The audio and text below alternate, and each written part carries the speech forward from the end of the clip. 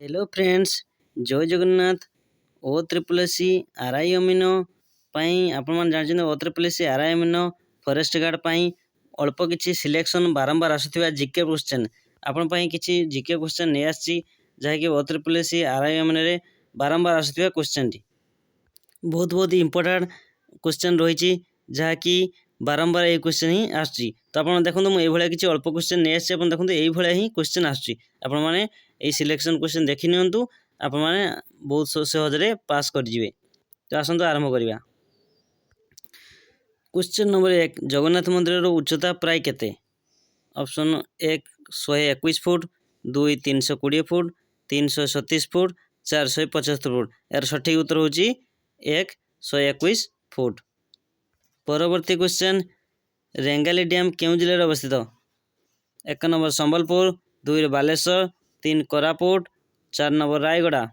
और सठिक आंसर हूँ 1 संबलपुर। 3 नंबर वैदेहीश विलास किए लिखिले? 1 उपेन्द्र भंज, 2 राधानाथ राय, ऑप्शन 3 गोपबंधु दास, ऑप्शन 4 मधुसूदन दास। सठिक उत्तर हूँ ऑप्शन 1 उपेन्द्र भंज। परवर्ती क्वेश्चन, भितरकनिका जातीय उद्यान क्यों राज्य अवस्थित? Option 1 Bihar, option 2 west Bengal, option 3 Jharkhand, option 4 Odisha. सठिक उत्तर हूँ ऑप्शन 4 ओडिशा। 5 नंबर क्वेश्चन, नौक दुर्भिक्ष केवल पड़ता? बहुत इंपोर्टेंट क्वेश्चन रही। तो वीडियो को प्रथम शेष पर्यटन देखी नियंतु। Option 1 1864, option 2 1999, option 3 1799, option 4 1990। 6 number question, Odia बड़ संवादपत्र नाम कौन? ऑप्शन 1 उत्कल दीपिका, ऑप्शन 2 समाज, ऑप्शन 3 संवाद, ऑप्शन 4 धरित्री। सठिक उत्तर हूँ ऑप्शन 1 उत्कल दीपिका। परवर्ती क्वेश्चन, ओडिशार गंगा नदी क्या कह जाए? ऑप्शन 1 महानदी, ऑप्शन 2 ब्राह्मणी, ऑप्शन 3 बैतरणी, ऑप्शन 4 गोदावरी। सठिक उत्तर हूँ ऑप्शन 1 महानदी की ओडिशार गंगा बोली कह जाए। जनसंख्या दृष्टि ओडिशार बड़ जिलार नाम कौन? Option 1 Ganjam, option 2 Brahmapur, option 3 Baleshwar, option 4 Mayurbhanj. सठिक उत्तर हूँ ऑप्शन 1 गंजाम। परवर्ती क्वेश्चन, आंध्र प्रदेश राष्ट्रीय भाषा कौन? बहुत सहज क्वेश्चन।